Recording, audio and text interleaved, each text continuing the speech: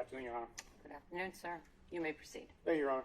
Sir, could you state your name and spell your first and last name, please? Yes, sir. My name is Yuriy Bukhenik, spelled Y-U-R-I-Y, last of B-U-K-H-E-N-I-K. Where do you work, sir? I work for the Massachusetts State Police, currently assigned to the Norfolk District Attorney's Office. How long have you been with Massachusetts State Police? I graduated the academy March of 2012. And how long have you been attached to the detectives unit with the District Attorney's Office? 10 years. And what is your current rank? I'm a sergeant. And how long have you been a sergeant within that unit? Since December of 2021. So I'm going to ask some questions now about January 5th of 2023, Thursday. That day, did you have the opportunity to be dispatched to Cohasset? Yes. Why were you dispatched to Cohasset? Cohasset police detectives reached out to our office requesting assistance in investigating a missing person case. What was the name of the person you were asked to help find? The person's name was Diana Walshe. About what time did you get to Cohasset PD that day? It was in the late afternoon. I would say approximately 4:45 or so. And did anyone else besides you that's a member of the State Police Detectives Unit with the Norfolk District Attorney's Office respond to Cohasset that evening? Yes. Who else? Trooper DeChico.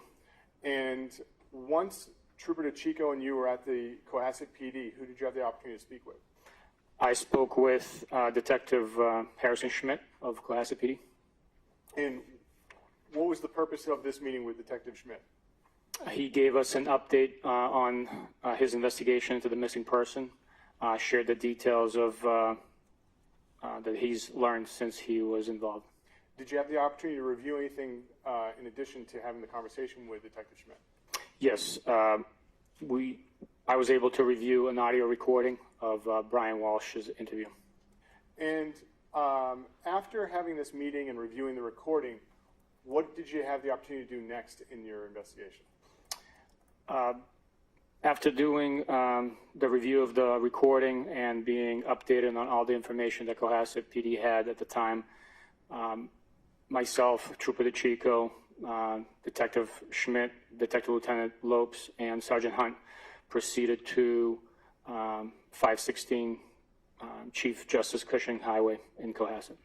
About what time did all of you arrive at that address? I believe it was like 6:30 p.m. And when you arrived, was anyone leaving? Yes, there was a female party leaving as we came up to the door. And do you understand what her relationship was to the family? I do know, yes. What is it? She was the babysitter for the 3 juvenile children. And after seeing this woman leave the residence, did you discover who else was in the residence at this time? Yes. Who? Within the residence, we were able to meet with Brian Walshe, his mother, Diana Walshe, and there was 3 juvenile children inside as well. Now, in that evening, did you have the opportunity to conduct an interview with anyone at the Walshe residence? Yes, I did. Who did you initially get the chance to speak with? Initially, I spoke with Diana Walshe. And Diana Walshe is Mr. Brian Walshe's mother, correct? That's correct. All right. Where was your conversation with Diana Walshe?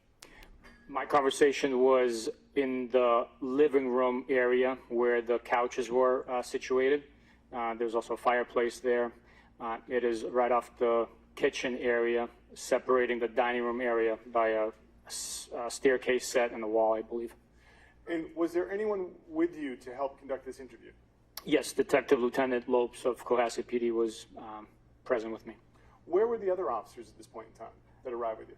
The other officers were speaking with Brian Walshe in the dining room area portion of the home. And was anyone else with Mr. Walshe besides those officers, if you know? Just the 3 officers that arrived. Where were the children when you initially had the opportunity to speak with Diana Walshe? Upon her request, the children went upstairs in the main portion of the home to the 2nd floor. Now, can you explain how the initial conversation, what occurred during your initial conversation with the defendant's mother? Yes. As we sat down, Diana was asked to provide her date of birth and a phone number. She initially ignored my request and was texting on her phone. A follow-up request was also momentarily not addressed or not answered.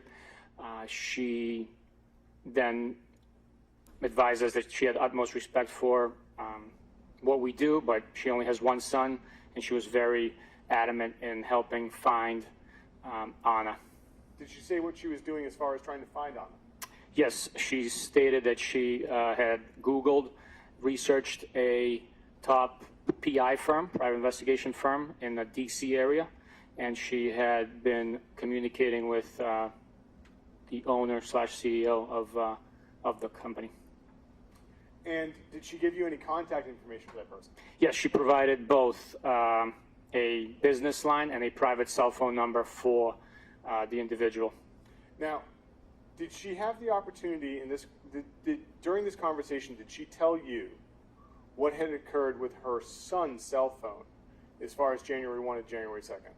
Yes, during this conversation, she advised us that on January 2nd, Brian Walsh showed up at her home in Swampscott and advised her that his phone was missing and that he needed to use her device to communicate or try to reach Anna.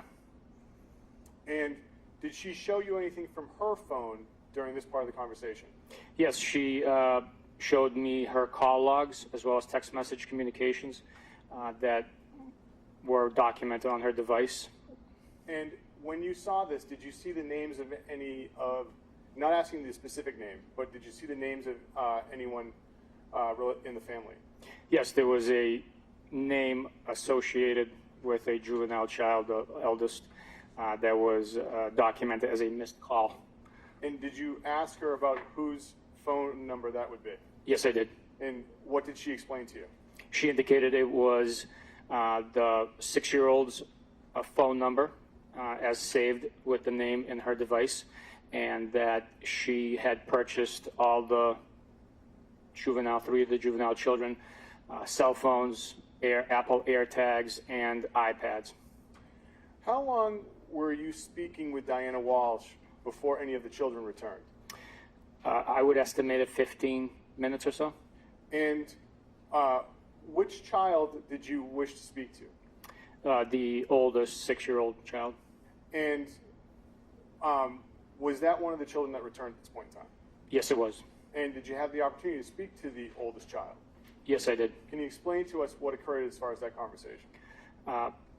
Initially, when the child presented to our presence,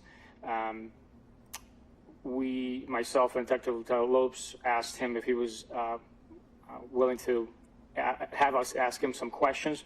He shook his head in the affirmative without giving me a verbal response. Diana, at that point, asked him to sit on her lap while we held the conversation, and we proceeded to ask him some questions.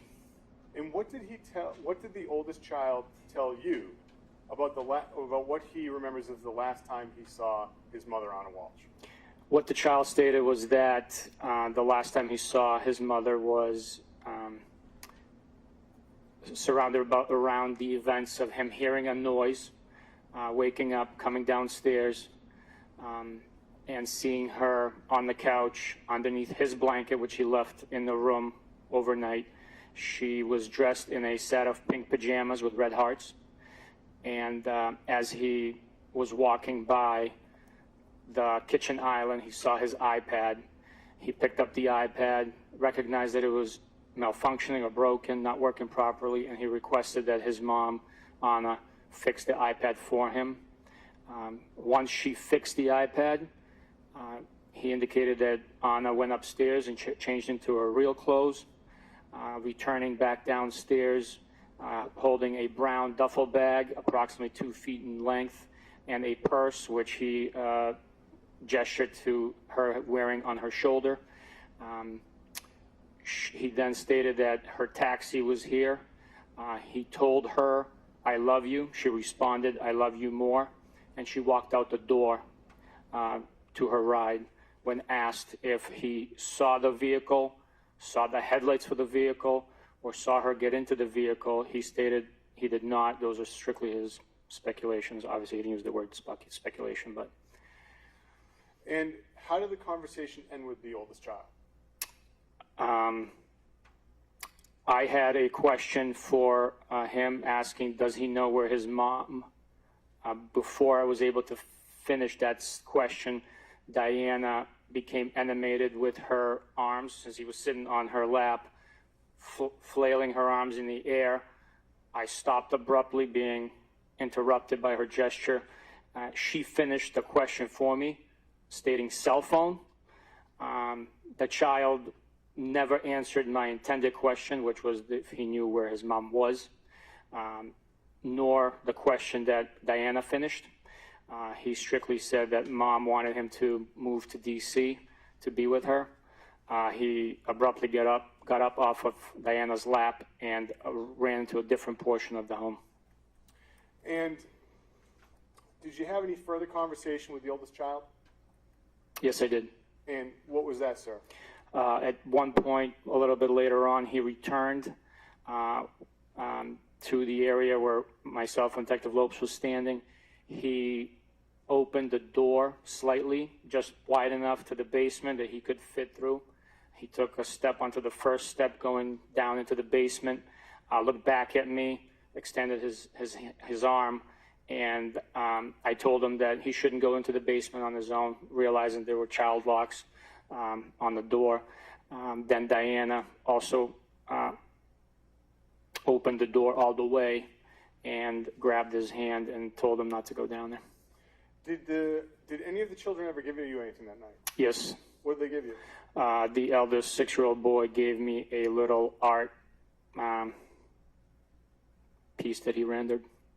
Now, how long were you in the home speaking to the oldest child and Diana Walshe? I would estimate it to be 45 minutes, maybe more. It was a lengthy conversation in our presence in the home. You may proceed. Thank you, Your Honor. Sergeant, we left off, I believe the conversation had come to an end with Diana Walshe and the oldest child. What did you do at the house after that? I waited for the other officers to finish searching the home for the missing individual, to include the attic. Why was the attic significant to you? It had not been searched, and in my experience with other cases, we have had located individuals in crawl spaces and attics. What types of cases are those, sir? Death investigations. And more specific, though, when you found people in crawl spaces like that, had they been as a result of murder or how so? They were suicides. What did you do as far as examining the outside of the home? I proceeded outside, checked the yard, the property, to include trash cans, looking for Anna's phone. One of the locations that myself, Detective Lieutenant Lopes, Detective Schmidt checked was Brian Walsh's Volvo SUV. And did you ask anyone permission to check the Volvo? Yes. And who did you ask? Brian Walsh. And what did he say? He complied, granted us permission, unlocked the vehicle, and we took a look through the contents of inside. And what observations did you make of the Volvo? I located a cell phone device inside the Volvo, located in the center console of the vehicle. And did you have a conversation with Mr. Walsh about whose cell phone that was? Yes, I asked him whose device that was, at which time he stated it was his oldest son's phone. Did any of the police officers attempt to verify that? Yes, Detective Lieutenant Lopes, having been provided with the phone number for that device, called the phone, and the phone rang, verifying that it is, in fact, the 6-year-old's phone. And where did Detective Lopes get the phone number from? Our conversation with Diana Walshe, when she showed us the call logs, the phone number was provided. Do you remember what the phone number was for that device? Not at the top of my head. I know that it most likely ended at 8028, possibly. And Did you write that anywhere in any of your reports? Yes, I wrote it in my interview report. Would that, looking at that report, refresh your recollection as to the number? Yes, sir. Your Honor, may I approach? You may. Sergeant, I'd ask if you could look at paragraph 9, look at it to yourself, and look up to me when you have an opportunity to review it. Does that refresh your recollection as to that phone number? Yes, it does. What was the phone number, sir? 617 895, I believe. Oh, should I come back? Yes, please. All right, Sergeant. Take one more look. You know where it is. All right, now you want to give it a shot. Yes, 617 895. So, that phone, was it seized that night? It was not, no, Was it left in the, where was it left then? in the vehicle. Now, this is Thursday, January 5th. Is that correct? That is correct. Now, I'd like to, that night, besides looking in the Volvo, did you find anything else as far as cell phones that night? No, I did not, no. Okay. Now, I'd like to ask you now some questions about January 6th, Friday. Yes, sir. Did you have the opportunity to contact anyone who was representing Mr. Brian Walsh? Yes, I did. Who was that you were contacting? I contacted attorney Tracy Minor. And how did you, why were you contacting Tracy Minor? I wanted to communicate with her and get consent for the devices that belong to Brian Walsh and his juvenile children that were being utilized. And what was your understanding of Tracy Minor's relationship to Mr. Walsh? My understanding was that Tracy Minor was representing Brian Walsh on a criminal matter out of federal court in Boston. And when did you start communicating with Attorney Minor? I began communicating with her in the afternoon hours of January 6th. It was during the 3 o'clock hour, I believe. And how were you communicating with her? Via cell phone call communication. Do you know roughly how many phone calls you had with Attorney Minor? I had numerous communications. To the best of my estimate, probably three phone calls. And so what did you ask Attorney Minor in the first conversation, if you remember? In the first conversation, I identified myself and asked her to provide consent for Brian Walsh's phones. At that point, I had knowledge of at least 2 devices, the one that was missing, that was located on the second, and then the 6-year-old cell phone. Okay, so to be clear, you say the one that was missing that was located in the second, who did you believe that cell phone belonged to? Brian Walsh. And the second device, what was that device that you were concerned about? That was the device that contacted Diana with a missed call on the call log, and it was also now present inside Brian Walsh's vehicle in the SUV. What did you say to Attorney Minor that you wished to do to these devices? I stated that we wish to do a full system extraction, phone dump, more commonly used as a phone, known as a phone dump, of those devices for digital evidence data. And what reservations did Attorney Minor express to you in the first conversation? She stated she needed to talk to her client, and she would call me back. And did you explain anything else you were looking for at this point in time? No, I did not. So how long did it take for Attorney Minor to contact you back? It was somewhere between 5-10 minutes, maybe a little more, maybe 15 minutes, but I did receive a call from her within a short period of time. And what happened in this next phone call? She stated that it would be fine to, they would consent to the extractions. They just wanted it documented, and she requested a documentation to be generated. And was there any limitations on the digital? Was there any limitations on what you were allowed to look at? Yes, it was communicated verbally in our agreement that we were not to look at attorney-client communications prior to December 25th, 2022, and no communications between Anna and Brian Walsh prior to that date as well. Besides those two issues, was there anything else that you were not allowed to look at when you spoke to Attorney Minor? No. Did you tell Attorney, and so during this conversation, was there mention of any other devices you wish to look at? Yes, after we made the agreement for the two cell phones mentioned, I also requested that the iPad, which we knew was manipulated by Anna prior to her leaving the home, would also be included within the devices that were consented to. Did you explain why you wanted to look at that iPad? I did not know. Why did you want to look at that iPad? Well, if Anna manipulated the device and fixed it during the time frame that we were advised, there would be a digital footprint on the device documented that manipulation. And to be specific, what iPad are you referring to that Anna manipulated? It was the iPad that the 6-year-old saw on the island as he came downstairs after hearing a noise and waking up, and he picked it up and had his mom fix for him. Why was that footprint significant to you in your investigation into the disappearance of Anna Walsh? It would have really narrowed down the timeline of when Anna left the home. It was in a short period of time after the device was manipulated that we were told Anna got dressed and left the home. Had you had any access to that iPad before this conversation? No.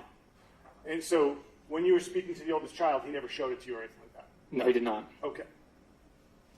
Now, besides the two areas that you had agreed upon with Attorney Minor, which was attorney-client contact and anything before December 25th with the defendant and his wife, she asked for what?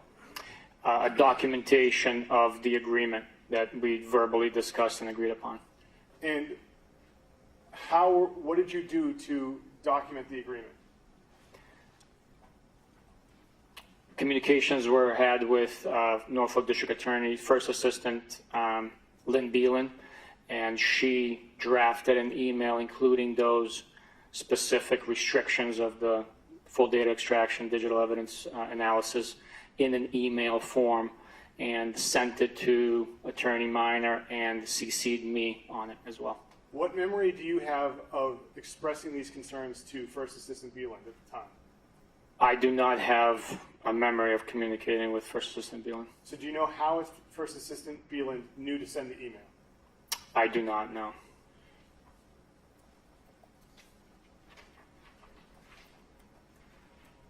Your Honor, may I approach? You may. Sergeant, do you recognize that document I've just handed you? Yes, I do. What is the document I've just handed to you? It's a copy of a printed out email exchange between Attorney Minor, which I'm CC'd on, and First Assistant Lynn Beelan, and their communications. And does that document, is that after you had had the conversations with Attorney Minor?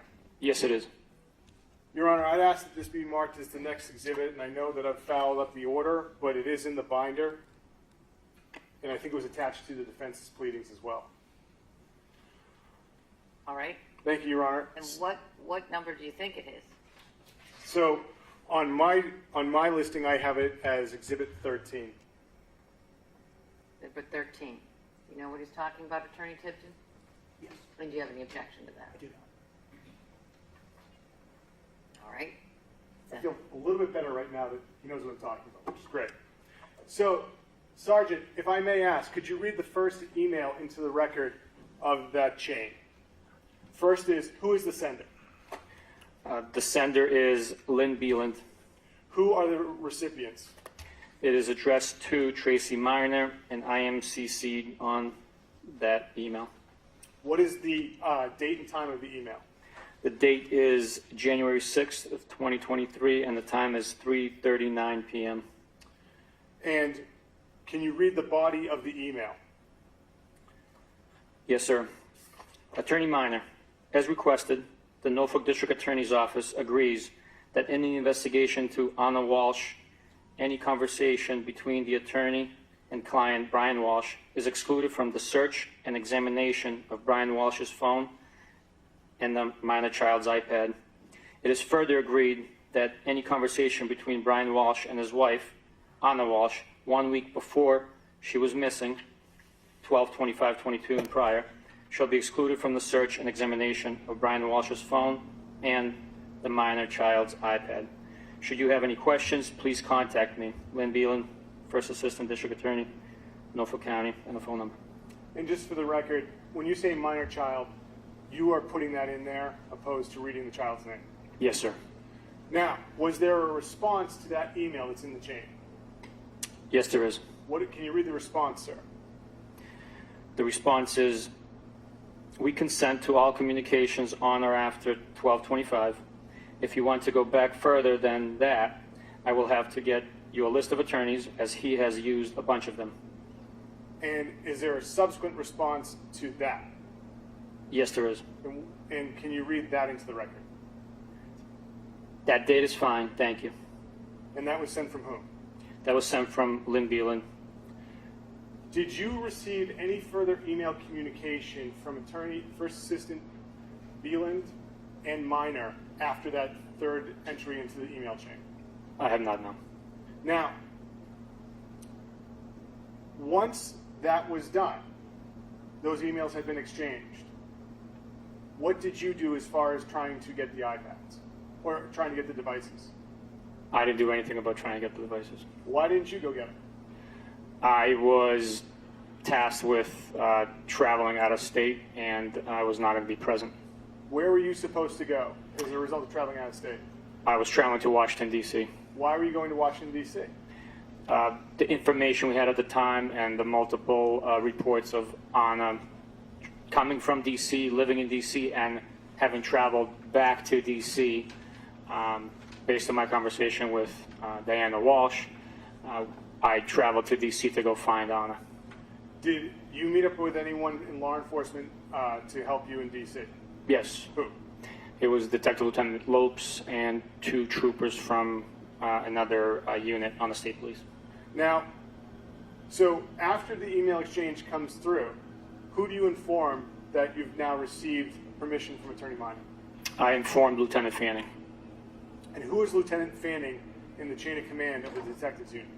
He was the executive officer at the time in the unit. And where were you when you informed Lieutenant Fanning? I was in the command post. And where was the command post located? It was located a short distance down the street from 516 Chief Justice Cushing Highway in a shopping plaza parking lot behind the stores. Now, when you informed Lieutenant Fanning, were you talking to him in person, or was this over the phone, or whatnot? It was in person. So, at the command post on the late afternoon of Friday, January 6th, how many state troopers were in and around this area at this point in time? There were dozens and dozens. And so, are you aware of who collected the devices from Brian Walsh on January 6th? I am not aware, no. So you didn't go to collect the devices? No, I did not. When did you return from Washington, D.C.? It was during the late evening hours of January 8th. It was Sunday, I believe, if I'm not mistaken on the date. And did you have any further conversation with Attorney Minor about the devices after the phone calls and the emails? No, I did not. So after the email chain is done, do you have any further phone calls? No. And to be specific, with Attorney Minor? No. And going back to the second phone call, you told Attorney Minor that you wanted to look at the iPad? Yes. And can you just tell us what you told her about wanting to look at the iPad? The conversation about the extractions, the full data extraction, was in reference to the 2 cell phones. We went into detail about that. Once she consented to those cell phones, I asked if we could also do the same with the iPad. Was there any concerns about communications on the iPad? No, there was not. Did you explain to her whose iPad it was? Yes, I did. And when you explained to her, who did you tell her was the user of the iPad? I told her that based on my understanding, it was the 6-year-old juvenile. And did you tell her did you tell her anything further about the use of the iPad and why you were looking at it? No, I did not. One moment, Your Honor. Yes? Thank you, Your Honor. Nothing further, Your Honor. Ross?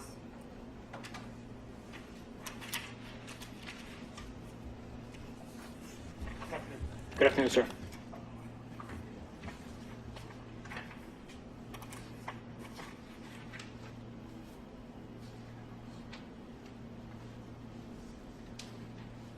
Under examination, you described your interaction with Diana Walshe.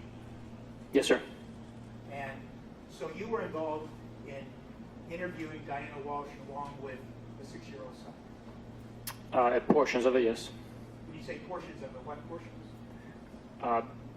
The 6-year-old was not present during the entire interview with Diana. But you were present for the entire interview of Diana Walshe. I was. You didn't have any involvement in the interview of Mr. Walsh on January 5th. No, not the official interview. I just introduced myself and met him. Brief communication verbally, not a formal interview.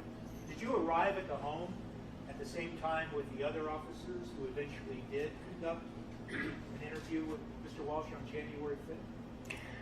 If I'm not mistaken, we all arrived together, yes, sir. So you were sitting, is it fair to say that during these two different interviews, you were in different rooms? Yes, we were separated. The two rooms are separated by the stairwell or staircase and a wall, I believe, in the home. That's right in the middle of the building. But there's a open space for the front and the rear through the kitchen. It's fair to say then that there were times during these interviews that you could hear people asking Mr. Walsh questions, correct? To be accurate, because we were having our own conversation, I merely heard voices. I could not hear the specifics of their conversation or who was speaking.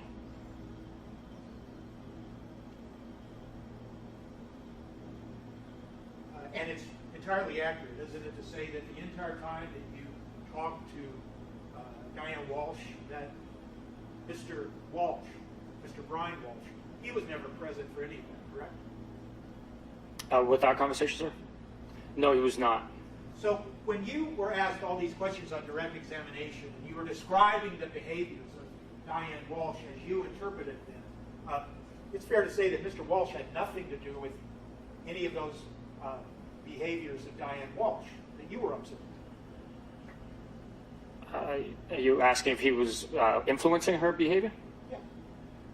I could not suggest that, no. Okay. And I mean, she is the grandmother of this young, the 6-year-old that you were also talking to, right? That's my understanding, yes, sir. And this 6-year-old was telling you, in his own words, what he remembered about seeing his mother, right? Yes, the information of his recollection was in his own words. And when you were asked questions on direct examination about the iPad and fixing it, you used the word manipulation, right? That is a term I use, yes. Okay. You don't have any specific knowledge about what you characterized as the manipulation of the iPad. The knowledge I have is that I was told she fixed the device for him. Diana said that the button was broken. Those types of manipulations of the device, in my training experience, would be logged within the database on the device. But based on that information that you just told the court, when Diane Walshe mentioned a button, what button was it? She didn't specify. Okay. And it's fair to say that you didn't make any effort to see if the button was now working or whatever button she was referring to was working, correct? Correct. I did not see, no. So you really don't know, do you, at the time, that the iPad was in fact not working, or if it just didn't come on? You really don't know. You're just going on the fact that Diane Walshe said something about a button wasn't working.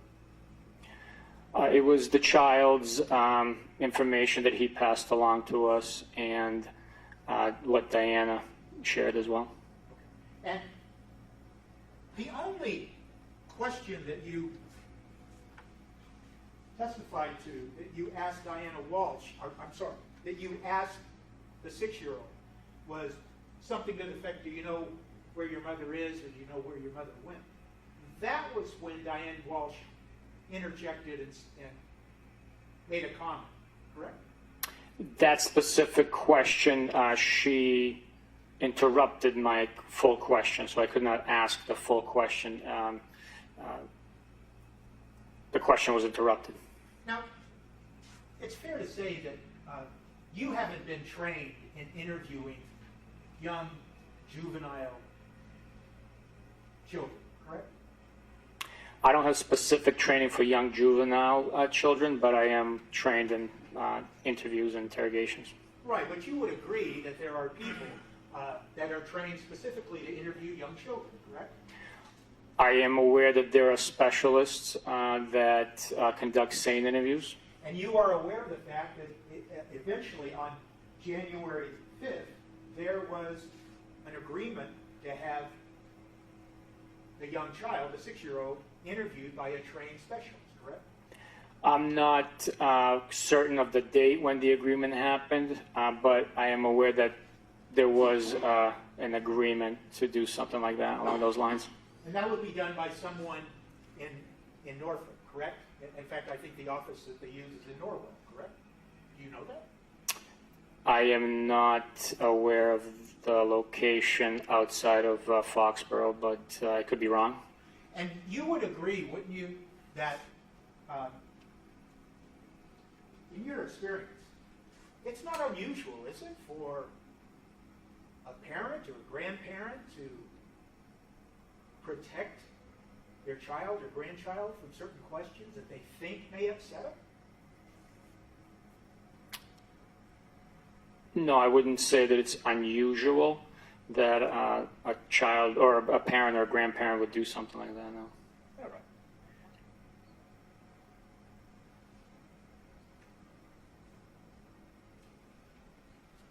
If I understand your direct examination and some of your questions, and please correct me if I'm wrong, you did or you did not have any conversation with Assistant District Attorney Lynn Beal regarding any supposed agreement? I don't have a memory of talking to Lynn Beal on the phone about the agreement. And it's fair to say that you've been asked by the Commonwealth in this case to search your records, your emails, whatever, for any such evidence of communicating with Assistant District Attorney Lynn Beal regarding this agreement, correct? I have been asked, yes. And you conducted that search and you found nothing? Conversations over the phone. I don't have a conversation over the phone specifically in reference to the agreement. So but the email is produced. I'm CC'd on it. Right, but you don't know about the content of any conversation between Assistant District Attorney Lynn Beal and Attorney Tracy Minor regarding that agreement, do you? I do not. No.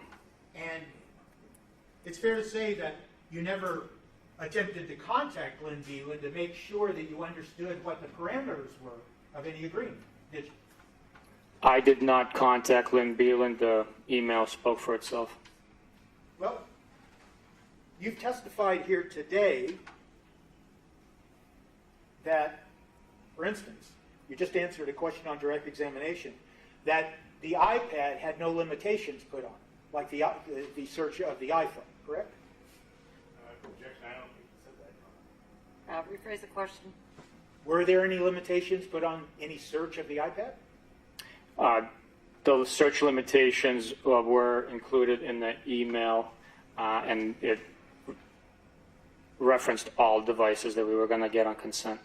Now, you've also told us that your discussions with Attorney Tracy Minor involved discussing and seizing cell phones, correct? Yes, there were 2 cell phones, as I mentioned prior, and the iPad that we were aware of.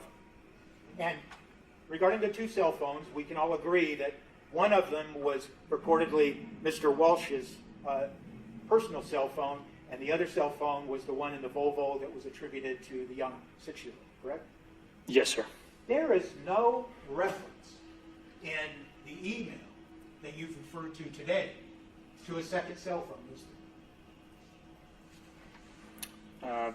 I'd have to take a look at the email, but my understanding through our communications, myself and Tracy Minor, were for 2 cell phones and the 6-year-old's iPad. Well, I understand that's your memory. I'm asking you that with regards to the email that's been introduced into evidence, there's no reference to a second cell phone, is there?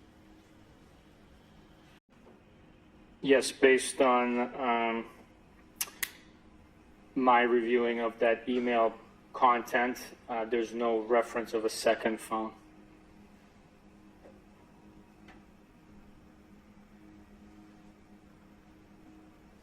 And there's no reference to anything other than Brian Walsh's cell phone in that email.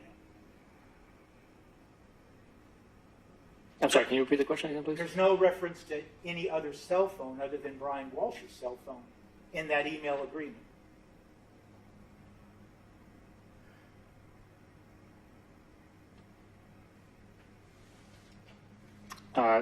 It talks about the 6-year-old's iPad. Right, but there's no reference to a second cell phone or any other cell phone in that email agreement. That is correct. And in fact, there's certainly nothing about all of the minor children's cell phones. That's correct. There's reference in that email to one iPad, correct? Yes. And there's no reference to more than one iPad in that email, is there?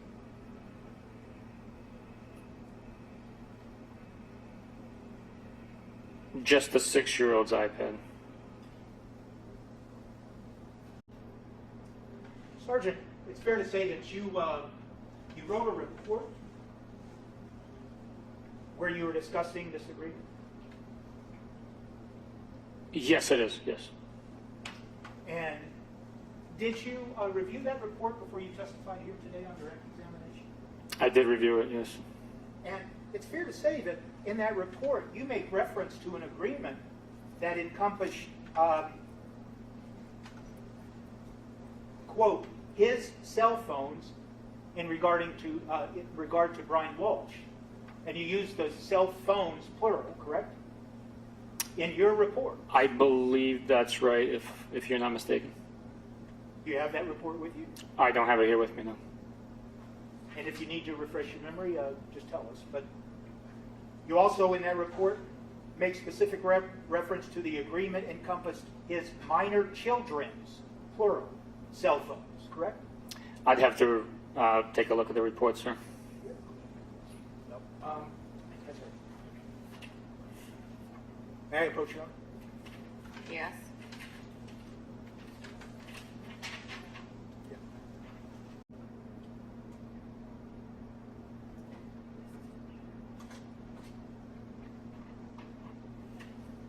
your memory about what you entered into your report that you drafted regarding this? Yes, it does.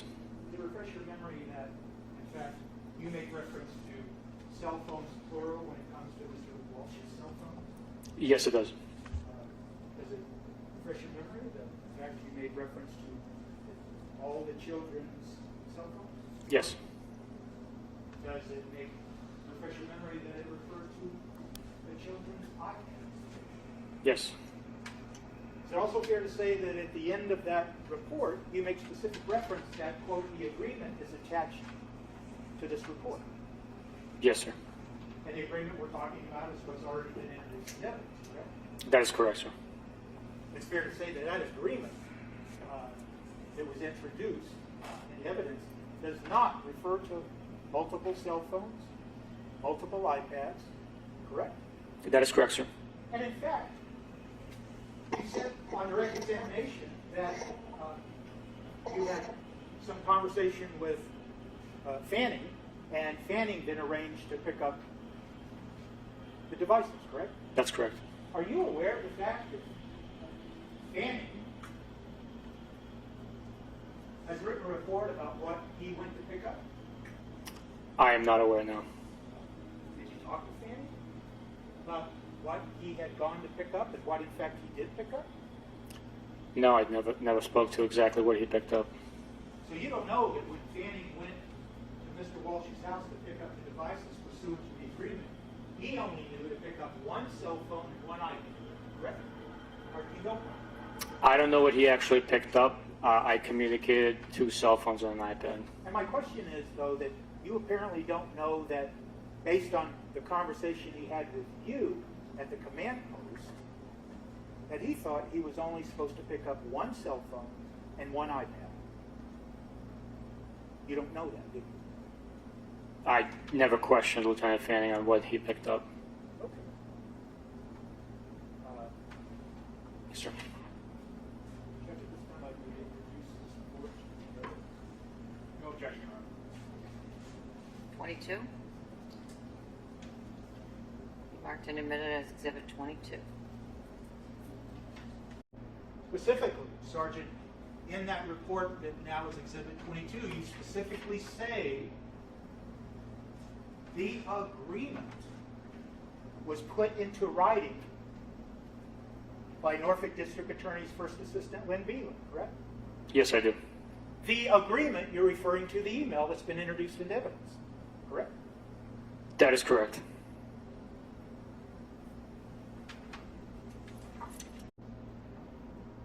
There's nothing in the agreement that uses the phrase marital privilege, is there? No, sir. There's nothing in your conversations that you put in your report that was to document this agreement. There's no reference to marital privilege, is there? I'm sorry. There was two things you asked about. There was no mention of marital privilege outside of the statement about excluding communications between Anna and Brian Walsh. And the phrase marital privilege does not appear in your report that's been introduced as Exhibit 22. No. And it doesn't appear in the, quote, agreement email that's been introduced in evidence. That statement does not appear now.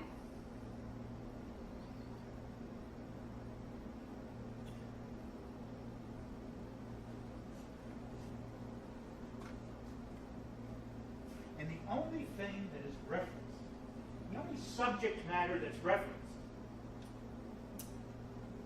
in the email agreement is, quote, communications. That's the only subject matter that needed to be carved out of the full extraction. That wasn't my question. My question was the only subject matter that is referenced in the agreement is communications, isn't it? Yes, sir.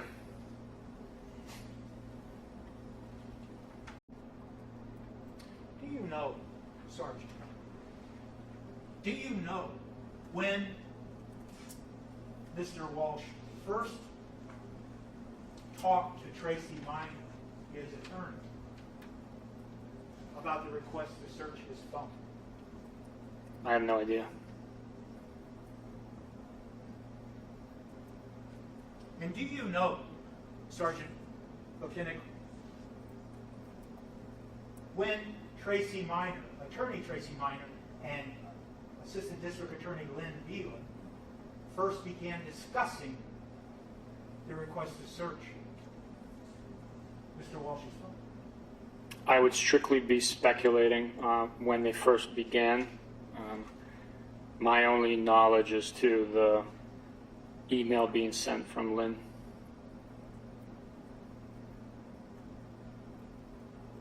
Have you talked to Assistant District Attorney, now retired, Lynn Beelan, regarding this agreement prior to this hearing?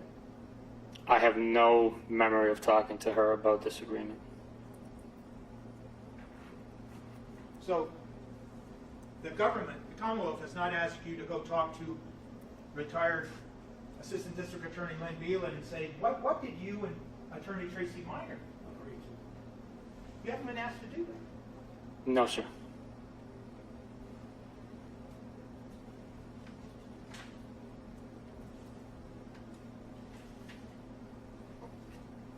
Now, it's fair to say that there are consent to search forms used routinely by the Mass State Police, correct?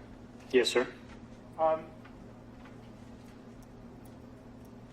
And those consent to search forms, they require information to be entered on the form. It includes the person giving consent and the officer taking the consent, correct? Yes, it is. And they also include an area where you describe what is going to be searched, correct? There's detailed explanation on the forms, yes. And it's signed and dated by the person giving consent and a witness, correct? Yes, sir. And the reason for this is to make sure that people understand what consent was given, that it was given voluntarily, and what the parameters of any consent were, correct? That is the purpose behind us reading those consent forms to the individuals we're getting the consent from. And you didn't use one in this case. No, sir. And it's fair to say that you certainly had an opportunity to use one because you were at the home on January 5th of 2023 prior to any consent being given and any agreement being made, correct? I was at the home at that point. I did not ask for consent on the 5th. Okay. But yeah, prove your own. You may. I'm going to show you a document, and it's not from this case, but is it fair to say that that is an accurate representation of the consent to search form that's used by the Mass State Police? Although it does appear as a form that's generated by the state police, that's not the form we use, so I can't represent that this is what we would have used. What is different?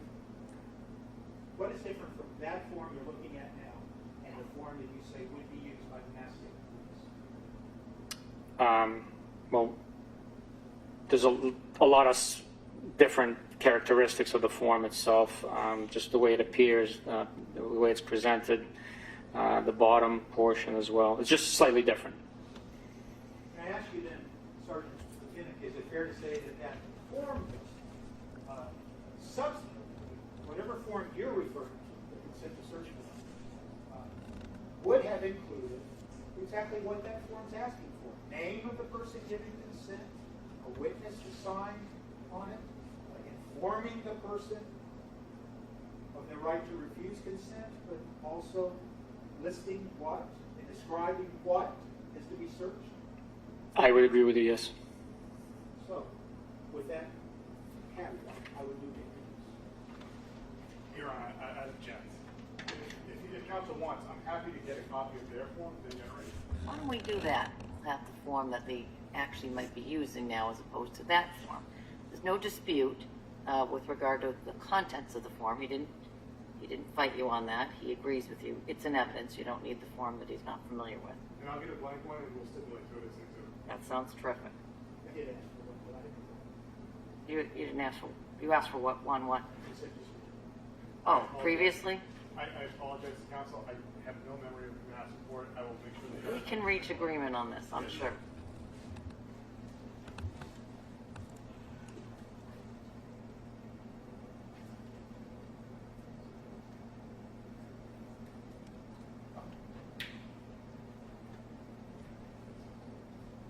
With regards to the agreement, there's nothing in the agreement email that has been produced as an exhibit that references anything about search histories, correct? No, that specific term is not in the email. And there's nothing in the email about location data, correct? That's correct. And once again, the only subject matter that's referenced in that email agreement is, quote, communication, correct? Yes, as what to be excluded, yes.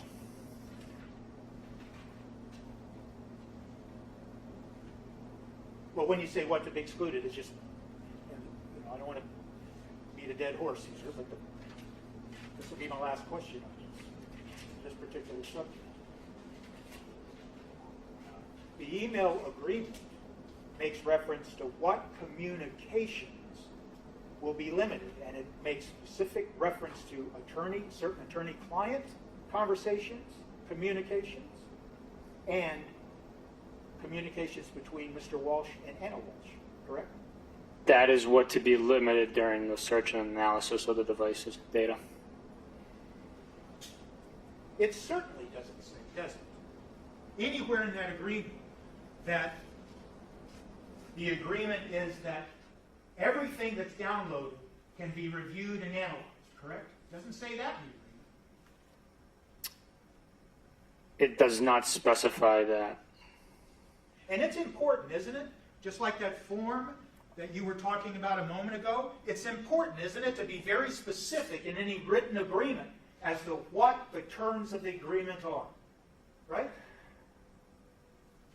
It's important to understand what is being done. Our verbal communications mentioned phone extractions. That means all of the data on the phone. And what was to be limited based on our verbal communication, then subsequently put into email form, was the communications between client and attorney and Mr. and Mrs. Walsh. But that's the way you're interpreting the content of this email that you did not write and did not respond to. That's fair, isn't it? For the latter portion, yes, I did not write this email, nor did I respond to it. But the verbal agreement on the phone with Attorney Minor was that we were doing a full system data extraction on the devices provided that were consented to. That's your memory. Yes, it is. And your memory is that the agreement also included all of Mr.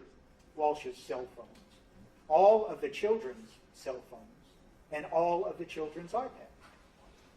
No, my memory was that the devices I knew about was Mr. Walsh's cell phone that was missing, the children's cell phone that was in Mr. Walsh's vehicle, and the iPad referenced to by the 6-year-old, which was fixed by Anna. That's why the communication with Tracy Minor was about 2 cell phones with the iPad thrown in on top of those 2 devices. Sergeant Bukhenik, just on that particular answer and question. The second sentence in your report that you wrote, that's dated January 6, 2023, you wrote specifically, during numerous phone conversations, we established a verbal agreement for the digital evidence extraction of devices belonging to and being used by Brian Walsh and his juvenile children to include Thomas Walsh, 6-year-old. Thomas Walsh's 6-year-old. Those include his cell phones and his minor children's cell phones and tablets. Correct? If that's verbatim from my report, that is what's written. So my question that I asked you just a moment ago was, your memory of the agreement was it involved all of those devices, not just the two that we're talking about.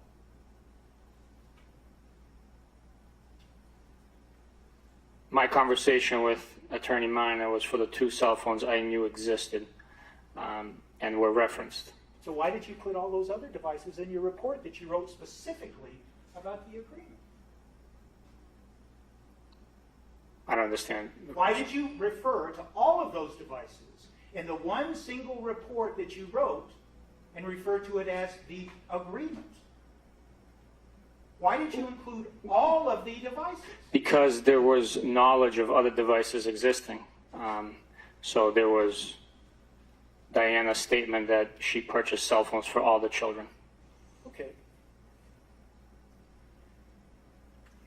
And iPads and AirTags, etc. So there were other electronic devices that could have come into play.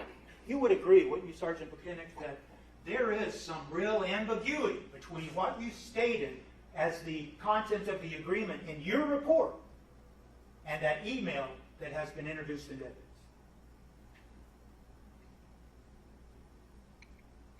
I don't think it's ambiguous, no.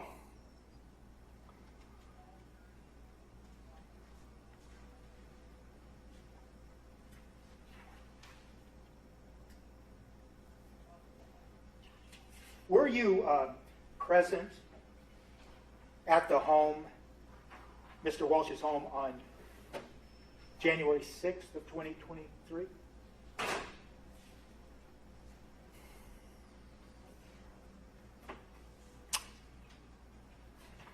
I don't remember. I don't remember going to the home. I might have been. I don't remember going to the home.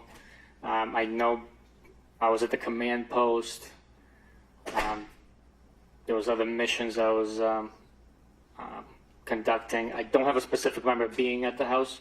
But if you have a specific question about maybe what transpired, I could give you an answer. Do you know that there were numerous searches conducted at the house on January 6th? I know that the CERT team and the dive team conducted searches around the home. I was not present for those searches. I was at the command post.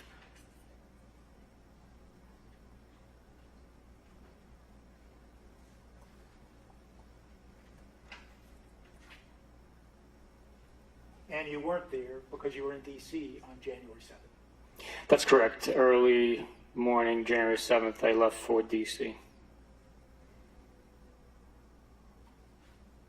Just so I'm following along, the date that you were using was 1/6.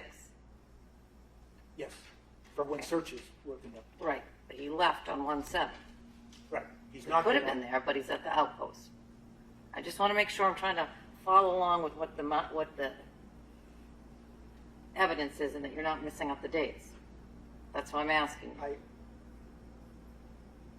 I could be messing up the dates. I'll be the I don't first to know. admit that. I'll But let you go. let I me just just say, giving you the opportunity to correct it if I've got something wrong. But I've raised it. I And maybe appreciate- I'm the one that has it wrong. when did you leave for D.C. on January 7th?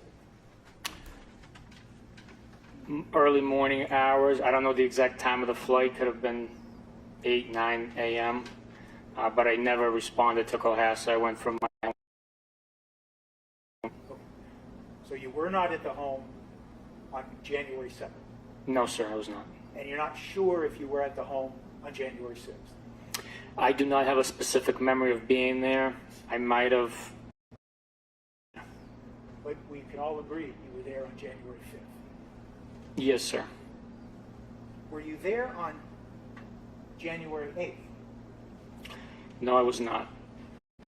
And did you negotiate, as you call it, the agreement?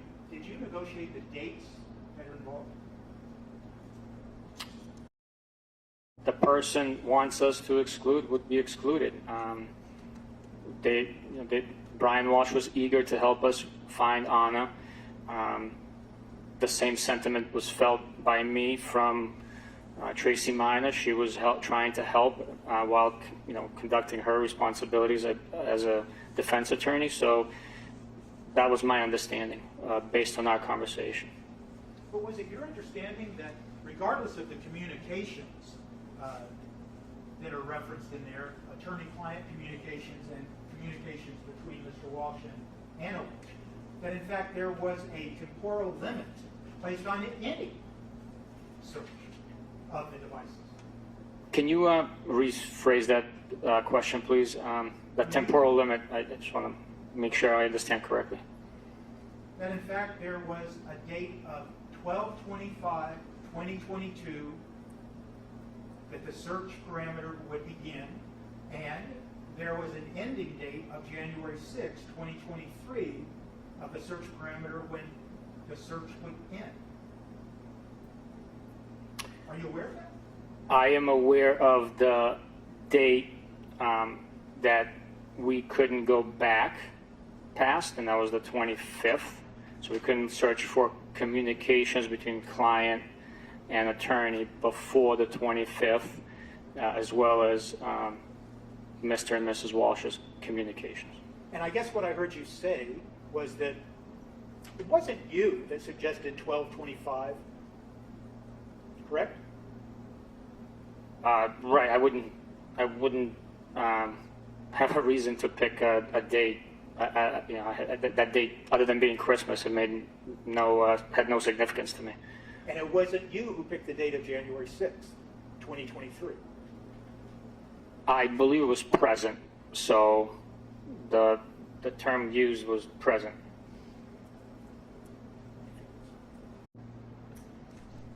On direct examination, you used the word documentation in the context of what Attorney Tracy Minor asked for.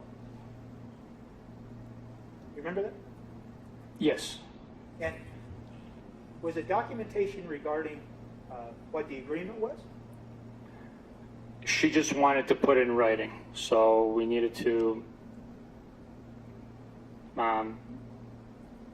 document what the specifics were. And was it also documentation about what, in fact, searches were conducted and how they were conducted? No, we didn't discuss the details of the searches. She just wanted specific things excluded from the analysis and the searching of the data from those devices. And that is what was documented by First Assistant Lynn Beelan. And she agreed to it.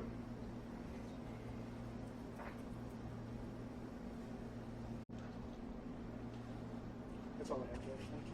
Thank you, sir. Redirect. Thank you, Your Honor. Sergeant, what memory do you have of Attorney Minor mentioning marital privilege in your conversation? No memory whatsoever. The scene that was mentioned, where does the District Attorney's Office and the State Police do those forensic examinations of children? To the best of my knowledge, at NAC in Foxborough, if I'm not mistaken. And do you have any certifications in cell phone analysis? I do. And what certifications do you have? I have a Celebrite basic course. It's a week-long course with certification. So when you say the term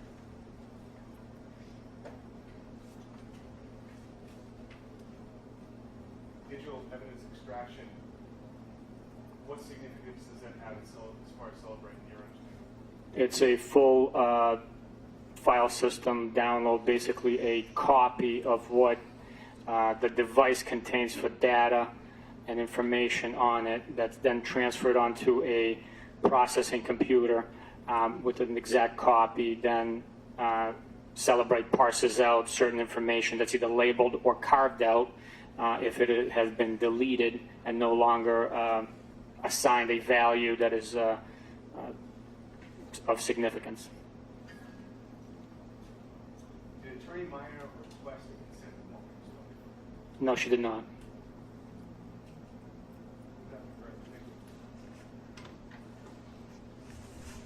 Recross. The witness may step down. Thank you, Anna.